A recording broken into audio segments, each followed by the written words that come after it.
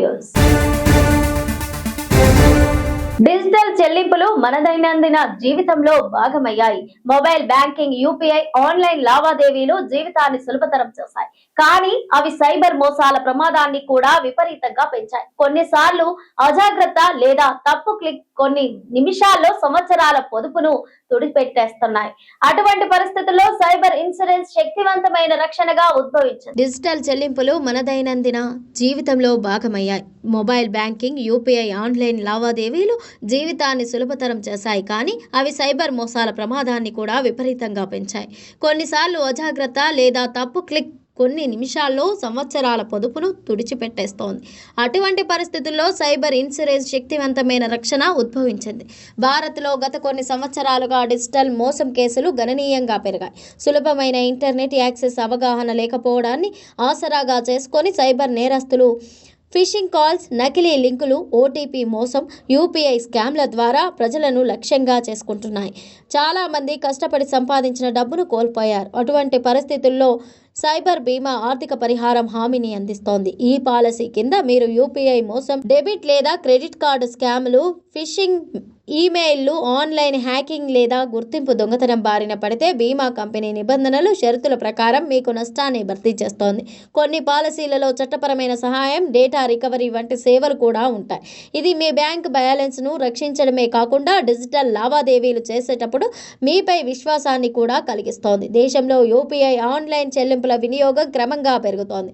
లక్షలాది మంది ప్రజలు రోజు డిజిటల్ చెల్లింపులు చేస్తున్నారు. సౌలభ్యం పెరిగినప్పటికీ మోసపూరిత పద్ధతులు కూడా మరింత చాతుర్యంగా మారాయి. అందువల్ల జాగ్రత్త మాత్రమే కాదు, అదనపు భద్రత కూడా చాలా అవసరం. ఆరోగ్యం, జీవిత బీమా ఎంత అవసరమో డిజిటల్ యుగంలో సైబర్ బీమా కూడా అంతే అవసరమని ఆర్థిక సలహాదారులు విశ్వసిస్తున్నారు. ఇది ఆర్థిక భద్రతను మాత్రమే కాకుండా మనశ్శాంతిని కూడా అందిస్తోంది. ఈ డిజిటల్ ఇండియా యుగంలో సురక్షితంగా ఉండటం చాలా ముఖ్యం. సైబర్ బీమా అనేది మీరు కష్టపడి సంపాదించిన డబ్బును ఆన్లైన్ మోసం నుండి రక్షించడంలో సహాయపడే ఒక తెలివైన అడుగు. మీరు ఆందోళన లేకుండా డిజిటల్ లావాదేవీలను నిర్వహించడానికి ఇది ఉపయోగపడుతోందని నిపుణులు అంటున్నారు. తెలంగాణ రైతులకు శుభవార్త. యాసంగి సీజన్ కోసం రైతు భరోసా పంట పెట్టుబడి సహాయ నిధులను రైతులు బ్యాంకుల ఖాతాల్లో జమ చేయడానికి రాష్ట్ర ప్రభుత్వం సిద్ధంగా ఉంది. అధికారిక సమాచారం ప్రకారం ఈ మొత్తాన్ని ఫిబ్రవరి 17 లేదా ఫిబ్రవరి 18, 2026 నుండి జమ చేసే అవకాశం ఉంది. ఇది రాష్ట్ర వ్యాప్తంగా లక్షలాది మంది రైతులకు ఉపశమనం మరియు ఆనందాన్ని ఇస్తుంది. తెలంగాణ రైతులకు శుభవార్త. యాసంగి సీజన్ కోసం రైతు భరోసా పంట పెట్టుబడి సహాయ నిధులను రైతుల బ్యాంకు ఖాతాల్లో జమ చేయడానికి రాష్ట్ర ప్రభుత్వం సిద్ధంగా ఉంది. అధికారిక సమాచారం ప్రకారం ఈ మొత్తాన్ని ఫిబ్రవరి 17 లేదా ఫిబ్రవరి 18, 2026 నుండి జమ చేసే అవకాశం ఉంది. ఇది రాష్ట్ర వ్యాప్తంగా లక్షలాది మంది రైతులకు ఉపశమనం మరియు ఆనందాన్ని ఇస్తోంది. సాగు కార్యకలాపాలు జోరుగా సాగుతున్న కీలకమైన సమయం ఈ ఆర్థిక సహాయం అందుతోంది. ఇది రైతులు తమ వ్యవసాయ ఖర్చులను నిర్వహించడంలో సహాయపడుతోంది. రాష్ట్ర వ్యాప్తంగా మున్సిపల్ ఎన్నికల కోడ్ అమల్లో ఉండటం వల్ల ప్రభుత్వం ముందుగానే నిధులను విడుదల చేయలేకపోయింది. ఫిబ్రవరి 16న ఎన్నికల ప్రక్రియ ముగియనుందన ఆ తర్వాత వెంటనే రైతు భరోసా నిధులను విడుదల చేయాలని ప్రభుత్వం నిర్ణయించింది. ఎన్నికలు పూర్తయిన తర్వాత వెంటనే సహాయం అందిస్తామని ముఖ్యమంత్రి రేవంత్ రెడ్డి రైతులకు హామీ ఇచ్చారు. ఆయన ఆదేశాల మేరకు అధికారులు నిధుల బదిలీకి అన్ని ఏర్పాట్లు పూర్తి చేశారు. ఎన్నికల కోడ్ ఎత్తివేసిన తర్వాత ఒక రోజులోపు మొదటి దశ చెల్లింపులు ప్రారంభమవుతాయని రైతులు ఆశించవచ్చు. ఈ పథకాన్ని అమలు చేయడాన్ని తెలంగాణ ప్రభుత్వం భారీ ఆర్థిక ఏర్పాట్లు చేసింది. రైతు భరోసా చెల్లింపుల కోసం దాదాపు 9,000 కోట్లు సమీకరించారు. సకాలంలో చెల్లింపును నిర్ధారించడానికి ప్రభుత్వ రిజర్వ్ బ్యాంక్ ఆఫ్ ఇండియా సహాయంతో బహిరంగ మార్కెట్ నుండి రుణాల ద్వారా నిధులను సేకరించింది. ఇది రైతులకు మద్దతు ఇవ్వడం మరియు వ్యవసాయ రంగాన్ని బలోపేతం చేయడం పట్ల ప్రభుత్వ నిబద్ధతను చూపుతోంది. రైతులకు ఎకరానికి 6,000 సహాయం అందిస్తోంది. ఆగ్నేయ బంగాళాఖాతంలో ఉపరితల ఆవర్తనం కొనసాగుతోంది. దక్షిణ బంగాళాఖాతంలో సోమవారం అల్పపీడనం ఏర్పడే అవకాశం ఉందని వాతావరణ శాఖ ఆదివారం ఒక ప్రకటనలో తెలిపింది. దీని ప్రభావంతో తమిళనాడులో, శ్రీలంకలో వర్షాలు కురుస్తాయని పేర్కొంది. తెలంగాణ, ఏపీపై ప్రభావం అంతగా ఉండకపోవచ్చని వెల్లడించింది. ఈ నెల 19 నుంచి బంగాళాఖాతంలో వాతావరణ మార్పులు ఉంటాయని తెలిపింది. మొదట ఉపరితల ఆవర్తనం ఏర్పడి ఆ తర్వాత అల్పపీడనంగా మారే పరిస్థితులు కనిపిస్తున్నాయని వివరించింది. ఆగ్నేయ బంగాళాఖాతంలో ఉపరితల ఆవర్తనం కొనసాగుతోందని, దక్షిణ బంగాళాఖాతంలో సోమవారం అల్పపీడనం ఏర్పడే అవకాశం ఉందని వాతావరణ శాఖ ఓ ప్రకటనలో తెలిపింది. దీని ప్రభావంతో తమిళనాడు, శ్రీలంకలో వర్షాలు కురుస్తాయని పేర్కొంది. తెలంగాణ, ఏపీపై ప్రభావం అంతగా ఉండకపోవచ్చని వెల్లడించింది. ఈ నెల 19 నుంచి బంగాళాఖాతంలో వాతావరణ మార్పులు ఉంటాయని తెలిపింది. మొదట ఉపరితల ఆవర్తనం ఏర్పడి ఆ తర్వాత అల్పపీడనంగా మారే పరిస్థితులు కనిపిస్తున్నాయని వివరించింది. దీంతో తెలుగు రాష్ట్రాల్లోని కొన్ని ప్రాంతాల్లో మోస్తారు వర్షాలు కురిసే అవకాశం ఉందని పేర్కొంది. ముఖ్యంగా 25 నుంచి 28 వరకు తెలంగాణలో వర్షాలు కురిసే సూచనలున్నాయని తెలిపింది. మరోవైపు చలి తీవ్రత తగ్గడంతో రాష్ట్రంలో పగటి ఉష్ణోగ్రతలు క్రమంగా పెరుగుతున్నాయని, దాదాపు అన్ని జిల్లాల్లో 30 డిగ్రీలకు పైగా ఉష్ణోగ్రతలు నమోదయ్యాయని వెల్లడించింది. నెలాఖరుకు గరిష్ట ఉష్ణోగ్రతలు 40 డిగ్రీలకు చేరే అవకాశాలున్నాయని పేర్కొంది. హైదరాబాద్ ముఖ చిత్రాన్ని మరింత మార్చే హై స్పీడ్ రైళ్ల టెర్మినల్ ను శంషాబాద్ లోని అంతర్జాతీయ విమానాశ్రయానికి ఆనుకొని ఉన్న బహదూర్గూడ భూముల్లో ఏర్పాటు చేయాలని తెలంగాణ సర్కార్ భావిస్తోంది. ఇందుకు సంబంధించిన భూసేకరణపై కూడా అధికారులు దృష్టి కేంద్రీకరించారు. తెలంగాణ రాష్ట్రంలోని రేవంత్ రెడ్డి సర్కార్ కీలక నిర్ణయం తీసుకుంది. శంషాబాద్ ప్రాంతాన్ని హై స్పీడ్ రైళ్ల హబ్ గా మార్చాలని భావిస్తోంది. ఈ మేరకు అధికారులు చకచకా ప్రణాళికలు సిద్ధం చేస్తున్నారు. హైదరాబాద్ ముఖ చిత్రాన్ని మరింత మార్చే హై స్పీడ్ రైళ్ల టెర్మినల్ను శంషాబాద్లోని అంతర్జాతీయ విమానాశ్రయానికి ఆనుకొని ఉన్న బహదూర్గూడ భూముల్లో ఏర్పాటు చేయాలని తెలంగాణ సర్కార్ భావిస్తోంది. ఇందుకు సంబంధించిన భూసేకరణపై కూడా అధికారులు దృష్టి కేంద్రీకరించారు. దేశవ్యాప్తంగా 7 హైస్పీడ్ రైల్వే కారిడార్లను ఏర్పాటు చేస్తామని కేంద్ర ప్రభుత్వం ఇటీవల బడ్జెట్లో ప్రకటించిన విషయం తెలిసిందే. ఇందులో 3 కారిడార్లు హైదరాబాద్తో అనుసంధానం అవుతున్నాయి. హైదరాబాద్ నుంచి పూణే, బెంగళూరు, చెన్నై మార్గాల్లో ఈ హైస్పీడ్ రైళ్లు కారిడార్లు నిర్మించనున్నారు. అయితే ఇటీవల ఢిల్లీ వెళ్లిన సీఎం రేవంత్ రెడ్డి రైల్వే మంత్రిని కలిశారు. శంషాబాద్ అంతర్జాతీయ విమానాశ్రయం నుంచి హైస్పీడ్ రైలు మార్గాలను ప్రారంభించాలని కోరారు. ఈ కారిడార్ కోసం శంషాబాద్ విమానాశ్రయానికి సమీపంలో 500 ఎకరాలు కేటాయిస్తామని ముఖ్యమంత్రి రేవంత్ రెడ్డి కేంద్ర ప్రభుత్వం దృష్టికి తీసుకెళ్లారు. దీంతో కేంద్రం సుముఖత వ్యక్తం చేస్తున్నట్లు తెలిపింది. శంషాబాద్ ప్రాంతంలోని బహదూర్గూడలోని సర్వే నెంబర్ 28, 62లోని 650 ఎకరాల ప్రభుత్వ భూములకు సంబంధించిన హద్దులను ఇటీవలే ప్రభుత్వం గుర్తించింది. వీటిని మరోసారి సర్వే చేయనున్నట్లు తెలిసింది. ఈ భూములను స్థానికులు కొన్నేళ్లుగా సాగు చేసుకుంటున్నారు. ఆయా రైతులకు కొంత పరిహారం అందించి భూములను స్వాధీనం చేసుకోవాలని ప్రభుత్వం భావిస్తోంది. హైస్పీడ్ రైల్ కారిడార్లతో మధ్య దక్షిణ భారతాన్ని అనుసంధానించే కేంద్రంగా హైదరాబాద్ మారనుంది. దేశ మౌలిక సదుపాయాల రంగంలో అత్యంత కీలక రాష్ట్రంగా తెలంగాణ అవతరిస్తోందని, తద్వారా దేశ రాజకీయాల్లో కూడా తెలంగాణ ప్రాధాన్యం పెరుగుతోందని విశ్లేషకులు అభిప్రాయపడుతున్నారు. మరోవైపు ఈ ప్రాంతం అంతర్జాతీయ బిజినెస్ కు గేట్వేగా అభివృద్ధి చెందే అవకాశం ఉంది. హైస్పీడ్ కారిడార్లో నడిచే బుల్లెట్ రైళ్లు గంటకు 300 నుంచి 320 కిలోమీటర్ల వేగంతో ప్రయాణిస్తాయి. దీంతో ప్రయాణ సమయం గణనీయంగా తగ్గనుంది. హైదరాబాద్ నుంచి బెంగళూరుకు రోడ్డు లేదా రైలు మార్గాల్లో ప్రయాణం చేసేందుకు ప్రస్తుతం 8 నుంచి 11 గంటల సమయం పడుతుంది. అదే హైదరాబాద్ బెంగళూరు మధ్య హైస్పీడ్ రైలు కారిడార్ అందుబాటులోకి వస్తే కేవలం 2 గంటల్లోనే గమ్యస్థానాలకు చేరుకునే అవకాశం ఉంది. జగిత్యాల మున్సిపాలిటీ చైర్పర్సన్ ఎన్నికపై పీఠముడి చిక్కు వీడలేదు. పదవిపై మాజీ మంత్రి జీవన్ రెడ్డి, ఎమ్మెల్యే సంజయ్ పట్టు వీడలేదు. దీంతో పంచాయతీ హైదరాబాద్ పార్టీ అధిష్టానం వద్దకు చేరింది. తమ వర్గానికే చైర్మన్ పదవి దక్కాలని ఎవరికి వారుగా పట్టుపడుతున్నారు. జీవన్ రెడ్డి నేరుగా ప్రజాభవన్ కు వెళ్లి ఏఐసిపి సెక్రటరీ విశ్వనాథ్ సావంత్, మంత్రి అడ్లూరి లక్ష్మణ్ తో తన సభ్యులతో భేటీ అయ్యారు. జగిత్యాల మున్సిపాలిటీ చైర్పర్సన్ ఎన్నికపై పీఠముడి చిక్కు వీడలేదు. పదవిపై మాజీ మంత్రి జీవన్ రెడ్డి, ఎమ్మెల్యే సంజయ్ పట్టు వీడలేదు. దీంతో పంచాయతీ హైదరాబాద్ పార్టీ అధిష్టానం వద్దకు చేరింది.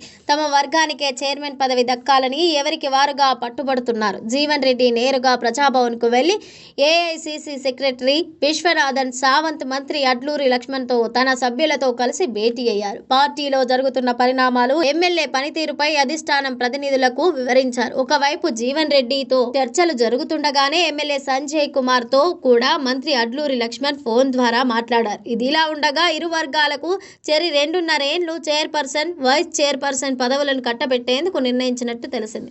తొలి విడత తమకే అవకాశం ఇవ్వాలని జీవన్ రెడ్డి, సంజయ్ పట్టుబట్టడంతో సీల్డ్ కవర్తో పంపుతామని తేల్చి చెప్పినట్టు తెలిసింది. ఇదే సమయంలో తనకు అన్యాయం జరిగిందని కాంగ్రెస్ సీనియర్ కౌన్సిలర్ మీడియా ముందుకు వచ్చే అవకాశం ఉన్నట్టు తెలిసింది. తెలంగాణ ప్రభుత్వం కీలక నిర్ణయం తీసుకుంది. ఇటీవల రైతుల కోసం యూరియా యాప్ ను రేవంత్ సర్కార్ ప్రవేశపెట్టిన విషయం తెలిసిందే. ఈ యాప్ ద్వారా రైతులు ఎక్కడి నుంచైనా తమ పంటకు కావాల్సిన యూరియాను మొబైల్ నుంచే బుక్ చేసుకునే సదుపాయం కల్పించింది. దీని వల్ల షాపుల ముందు గంటల కొద్దీ క్యూ లైన్ లో నిల్చోవాల్సిన అవసరం రైతులకు తప్పింది. దీని వల్ల సమయం ఆదా అవడంతో పాటు యూరియా అక్రమ సరఫరాను అడ్డుకోవచ్చు. తెలంగాణ ప్రభుత్వం కీలక నిర్ణయం తీసుకుంది. ఇటీవల రైతుల కోసం యూరియా యాప్ ను రేవంత్ సర్కార్ ప్రవేశపెట్టిన విషయం తెలిసిందే. ఈ యాప్ ద్వారా రైతులు ఎక్కడి నుంచైనా తమ పంటకు కావాల్సిన యూరియాను మొబైల్ నుంచే బుక్ చేసుకునే సదుపాయం కల్పించింది. దీనివల్ల షాపుల ముందు గంటల కొద్దీ క్యూ లైన్ లో నిల్చోవాల్సిన అవసరం రైతులకు తప్పింది. దీనివల్ల సమయం ఆదా అవడంతో పాటు యూరియా అక్రమ సరఫరాను అడ్డుకోవచ్చు. ప్రస్తుతం 5 జిల్లాల్లో ఈ యాప్ సేవలను ప్రారంభించగా వచ్చే ఖరీఫ్ సీజన్ నుంచి రాష్ట్ర వ్యాప్తంగా రైతులందరికీ అందుబాటులోకి తీసుకురానున్నట్లు ప్రభుత్వం ప్రకటించింది. ఈ క్రమంలో రైతుల కోసం సర్కార్ మరో యాప్ రూపొందించింది. ఈ యాప్ వివరాలు ఏంటో ఇప్పుడు తెలుసుకుందాం. ఆర్గానిక్ వ్యవసాయాన్ని ప్రోత్సహించేందుకు త్వరలో కొత్త యాప్ను తెలంగాణ ప్రభుత్వం తీసుకురానుంది. ప్రస్తుతం ఇది టెస్టింగ్ దశలో ఉండగా త్వరలోనే లాంచ్ చేయనున్నారు. ఈ యాప్ ద్వారా ఆర్గానిక్ ఫార్మింగ్ చేసే రైతులకు రాయితీలు కల్పించడంతో పాటు వారి ఉత్పత్తులకు ఆదాయం పెరిగేలా చేయనున్నారు. ఆర్గానిక్ ఉత్పత్తులను మార్కెటింగ్ చేయడం గురించి మెలకువలు తెలియజేస్తారు. అలాగే ఆర్గానిక్ వ్యవసాయానికి సంబంధించి రైతుల వివరాలన్నీ యాప్లో అందుబాటులో ఉండనున్నాయి. ఏ రైతు ఎంత పంట పండిస్తున్నాడు, ఏ పంట పండిస్తున్నాడు, ఎక్కడ సాగు చేస్తున్నాడు, ఉత్పత్తులు ఎప్పటిలోగా అందుబాటులోకి వస్తాయి అనే వివరాలు యాప్లో ఉంటాయి. ఇక రైతుల అడ్రస్, మొబైల్ నెంబర్లు, ఫోటోలు, వీడియోలు కూడా ఉంచుతారు. ఆర్గానిక్ ఉత్పత్తులను కొనుగోలు చేయాలనుకునేవారు నేరుగా రైతులను సంప్రదించవచ్చు. ఇక ఆర్గానిక్ ఉత్పత్తులకు సంబంధించిన వివరాలన్నీ ప్రజలకు అందుబాటులో ఉంటాయి. ఇటీవల మార్కెట్లో నకిలీ ఆర్గానిక్ ఉత్పత్తులు చలామణి అవుతున్నాయి. ఏది నిజమైన ప్రోడక్ట్, ఏది నకిలీ ప్రోడక్ట్ అనేది తెలుసుకోవడం ప్రజలకు ఇబ్బందికరంగా మారింది. దీంతో ప్రజలు ఈ యాప్ ద్వారా నిజమైన ప్రోడక్ట్ను కొనుక్కోవచ్చు. ఇలా రైతులకు పాటు ప్రజలకు కూడా ఈ యాప్ ఉపయోగించుకోనుంది. మరోవైపు నకిలీ ఉత్పత్తులను అడ్డుకోవడానికి ఆర్గానిక్ ప్రొడక్ట్స్కు లేబులింగ్ సిస్టమ్ను ప్రభుత్వం ప్రవేశపెట్టనుంది. ఈ లేబుల్ విధానం ద్వారా ఖచ్చితమైన ఆర్గానిక్ ఉత్పత్తులను ప్రజలు కొనుగోలు చేయవచ్చు. ఇక ఆర్గానిక్ ఉత్పత్తుల లేబుల్ కోసం రైతులు రిజిస్ట్రేషన్ చేసుకోవాలి. తెలంగాణ రాష్ట్ర విత్తన సేంద్రియ ధృవీకరణ ప్రాధికార సంస్థ దగ్గర దరఖాస్తు చేసుకోవాలి. బంగారం కొనాలని ఆలోచిస్తున్నారా? అయితే ముందుగా మీరు మార్కెట్లో గోల్డ్ రేట్ ఎలా ఉందో చెక్ చేసుకోండి. మీరు మీ నగరంలోని వివిధ దుకాణాల్లో విచారించవచ్చు, లేదంటే ఆభరణాల వ్యాపారికి కాల్ చేయొచ్చు. ఎందుకంటే బంగారం ధరలు నిరంతరం మారుతూ ఉంటాయి. కొన్నిసార్లు ధరలు బాగా పెరుగుతాయి, కొన్నిసార్లు తగ్గుతాయి. ఆల్ ఇండియా సరఫరా అసోసియేషన్ ప్రకారం ఫిబ్రవరి 15 ఆదివారం కావడంతో ట్రేడింగ్ ముగిసింది. భారత బులియన్ మార్కెట్ లో బంగారం, వెండి ధరలు పెట్టుబడిదారులు, సాధారణ కొనుగోలుదారుల్లో కొత్త ఆశలు కలిగిస్తున్నాయి. గత కొన్ని నెలలుగా ఆకాశమే హద్దుగా పెరుగుతూ సామాన్యులకు చుక్కలు చూపించిన పుత్తడి ఒక్కసారిగా కిందికి దిగి వచ్చింది. ఫిబ్రవరి ఆరంభం నుంచి గోల్డ్, సిల్వర్ రేట్స్ భారీగా పతనం కావడం పట్ల మార్కెట్ వర్గాలు సైతం ఆశ్చర్యం వ్యక్తం చేస్తున్నారు. వచ్చేది పెళ్లిళ్ల సీజన్ కావడంతో ఈ తగ్గుదల కొనుగోలుదారులకు పెద్ద ఊరటనిస్తోంది. ఇవాల్టి ధరలు ఎలా ఉన్నాయో చూద్దాం. బంగారం కొనాలని ఆలోచిస్తున్నారా? అయితే ముందుగా మీరు మార్కెట్లో గోల్డ్ రేట్ ఎలా ఉందో చెక్ చేసుకోండి. మీరు మీ నగరంలోని వివిధ దుకాణాల్లో వివరించవచ్చు, లేదంటే ఆభరణాల వ్యాపారికి కాల్ చేయొచ్చు. ఎందుకంటే బంగారం ధరలు నిరంతరం మారుతూ ఉంటాయి. కొన్నిసార్లు ధరలు బాగా పెరుగుతాయి, కొన్నిసార్లు తగ్గుతాయి. ఆల్ ఇండియా సరఫరా అసోసియేషన్ ప్రకారం ఫిబ్రవరి 15 ఆదివారం కావడంతో ట్రేడింగ్ ముగిస్తుంది. ఈ రోజు ఫిబ్రవరి 16 ఉదయం 9 గంటలకు ట్రేడింగ్ ప్రారంభమవుతోంది. ప్రస్తుతం ఉన్న సమాచారం మేరకు భారతదేశ బులియన్ మార్కెట్లో 24 క్యారెట్ల బంగారం ధర 10 గ్రాములు 1,57,740గా ఉంది. 22 క్యారెట్ల బంగారం ధర 1,44,590 పలుకుతోంది. ఇక 18 క్యారెట్ల బంగారం ధర 10 గ్రాములకు 1,18,300 వద్ద కొనసాగుతోంది. దేశంలోని ప్రధాన నగరాలు, పట్టణాల్లో ఇవాల్టి గోల్డ్, సిల్వర్ ధరలు ఎలా ఉన్నాయో చూద్దాం. చెన్నైలో 24 క్యారెట్ల బంగారం 10 గ్రాముల ధర 1,58,830గా ఉండగా 22 క్యారెట్ల ధర 1,45,590గా ఉంది. ముంబైలో 24 క్యారెట్ల బంగారం 10 గ్రాముల ధర 1,57,740 1,40,000గా ఉండగా 22 క్యారెట్ల ధర 1,44,590గా ఉంది. ఢిల్లీలో 24 క్యారెట్ల బంగారం 10 గ్రాముల ధర 1,57,890 ఉండగా 22 క్యారెట్ల ధర 1,44,750గా ఉంది. ఇక హైదరాబాద్ లో 24 క్యారెట్ల బంగారం 10 గ్రాముల ధర 1,57,740 ఉండగా 22 క్యారెట్ల ధర 1,44,590గా ఉంది. కరీంనగర్ బల్దియాలో నాటకీయ పరిణామాలు చోటు చేసుకున్నాయి. కాంగ్రెస్ పార్టీకి బీఆర్ఎస్ బిగ్ షాక్ ఇచ్చింది. మేయర్ ఓటింగ్ ప్రక్రియకు బీఆర్ఎస్ దూరంగా ఉంది. దీంతో కరీంనగర్ మేయర్ స్థానంపై పాగా వేయాలని భావించిన కాంగ్రెస్ ఆశలు అడియాశలయ్యాయి. కార్పొరేషన్ లో అత్యధిక స్థానాలు గెలుచుకున్న బీజేపీ మేయర్ స్థానంను దక్కించుకుంది. కరీంనగర్ కార్పొరేషన్ మేయర్ గా కొలగాని శ్రీనివాస్, డిప్యూటీ మేయర్ గా సునీల్ రావు ఎన్నికయ్యారు. కార్పొరేషన్ లో అత్యధిక స్థానాలు గెలుచుకున్న బీజేపీ మేయర్ స్థానంను దక్కించుకుంది. కరీంనగర్ కార్పొరేషన్ మేయర్ గా కొలగాని శ్రీనివాస్, డిప్యూటీ మేయర్ గా సునీల్ రావు ఎన్నికయ్యారు. ఇక కరీంనగర్ బల్దియాలో రాజకీయాలు రసవత్తరంగా మారుతున్నాయి. మేయర్ పీఠాన్ని దక్కించుకునేందుకు బీజేపీ, కాంగ్రెస్ పార్టీలు హోరాహోరీగా ప్రయత్నాలు చేస్తున్నాయి. ఈ కార్పొరేషన్ లో మొత్తం 66 డివిజన్లలో 30 స్థానాలు గెలుచుకుని మ్యాజిక్ ఫిగర్ సాధించామని, తమకు 4 స్వతంత్రులు తోడుగా ఉన్నారని, ఎక్స్ అఫిషియో ఓటు కింద ఎంపీ ఉన్నారని, మొత్తం 35 సీట్లు బలం ఉందని బీజేపీ పేర్కొంటోంది. అయితే రాత్రికి రాత్రే బీజేపీ శిబిరంలో ఉన్న కార్పొరేటర్ ఒకరు కాంగ్రెస్ శిబిరంలో వెళ్లినట్లు సమాచారం. మరోవైపు కాంగ్రెస్, బీఆర్ఎస్ ఏకమై బీజేపీకి మేయర్ పదవి దూరం చేయాలని భావించాయి. ఈ క్రమంలో Congress 14, BRS 9, Majlis 3, AIFB 2, స్వతంత్రులు 4, ex officio 2 కలిపి తమకు 34 బలం ఉందని కాంగ్రెస్ చెప్తూ వచ్చింది. అయితే తాజాగా పరిణామాల నేపథ్యంలో బీఆర్ఎస్ ఓటింగ్ కు దూరంగా ఉండాలని నిర్ణయించడంతో కాంగ్రెస్ పార్టీకి గట్టి షాక్ ఇచ్చినట్లయింది. బీఆర్ఎస్ మేయర్ ఎన్నికకు దూరంగా ఉంటే మిగిలిన 59 మంది సభ్యులు సభకు హాజరయ్యే అవకాశం ఉంది. ఇక 39 మంది సభ్యుల ఓటింగ్ బీజేపీకి పడితే బీజేపీ మేయర్ పీఠాన్ని కైవసం చేసుకుంటుంది. ఇప్పటికే ఆ మేరకు బీజేపీకి బలం ఉంది. బీఆర్ఎస్ మద్దతు లేకుండా కాంగ్రెస్ పార్టీ మేయర్ పీఠాన్ని దక్కించుకునే అవకాశం లేదు. బీఆర్ఎస్ ఓటింగ్ కు దూరంగా ఉండాలని నిర్ణయించిన నేపథ్యంలో కాంగ్రెస్ పార్టీ సభ్యులు మేయర్ ఓటింగ్ లో పాల్గొంటారా లేదా అనేది ఆసక్తికరంగా మారింది.